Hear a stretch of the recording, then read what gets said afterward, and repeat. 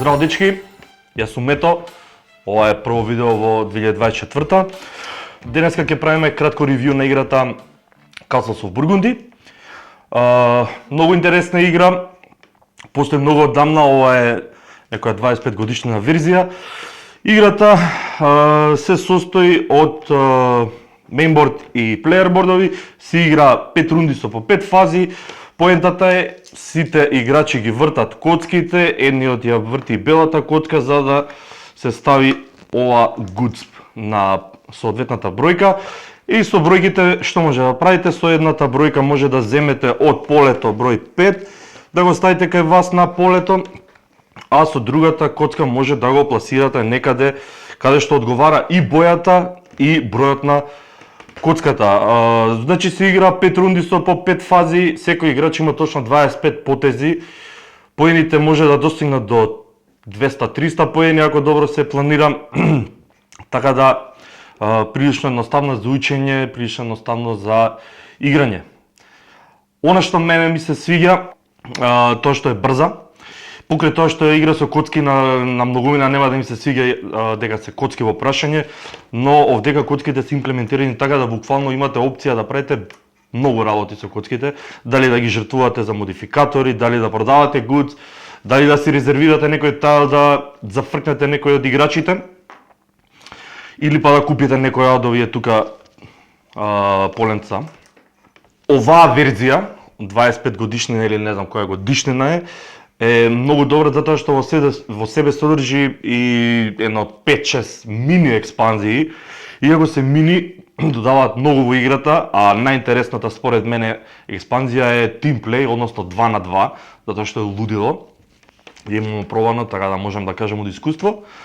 Едино нешто што можеби не ми се свиѓа, тоа е што овие жолти тајлови, претежно се endgame скоринг или некои модификатори во тек на играта се многу ситни, нацртани и не се гледа што објаснува, така да додека се научи играта, а и понатаму, упатството ќе биде цело време до вас. Накратко како би изгледал еден круг, например, доколку се паднат четворка и кец, имаме опција со четворката да го земеме овој плав тайл, односно брод, сите почнуваме со еден замок од почетокот стајано. Значи со четворката го земаме и да речеме двојка, сепак, односно може и кез да е, треба да го ставиме adjacent соседно до тоа. Треба да одговара и бојата, треба да одговара и бројката на коцката. Секој поленце кој ќе го ставите ви дава одреден бенефит. Конкретно овој брод ви дава да земете еден гудс од местата и да го ставите на вашето поле. Доколку нема место, односно бојата не одговара, не може да го земете. Доколку има, го ставате тука, доколку иста боја го стакувате. Понатаму со некоја друга коцка, сите поленци имаат бројки, може да го продадете тој гудс или да ги продадете и во зависност од колку ќе продадете, толку поени собирате. Доколку не можете да направите ништо со коцка, една може да дадете за да земете два модификатори кои што ви модифицираат коцката плюс минус 1.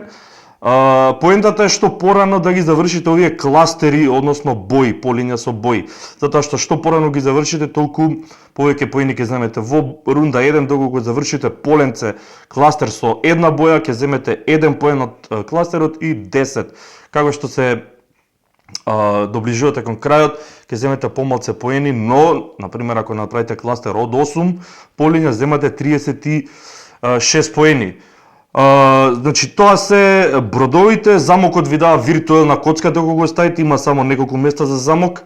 Жолтите полиња се endgame скоринг, или ви даваат некои модификатори во текот на играта, ви ги прекршуваат правилата. Овците, односно пастури го ставате и добивате поени за тоа колку животни има и треба да целите и другите полиња тука да бидат исти животни, затоа што ќе ги земете сите вкупно поени за животни од претходните поленца што сте ги ставале.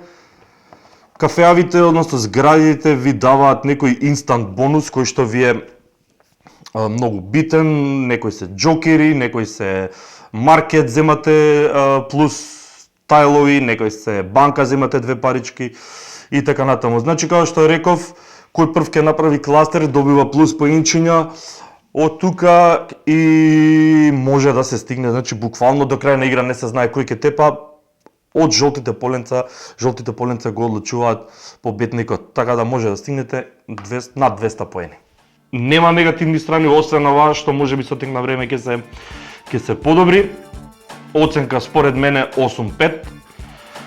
Тежина некаде mid Euro, класична Euro, така да ја препорачувам, пробајте ја и кажете ни што мислите. Поздрав, се гледаме во следно видео.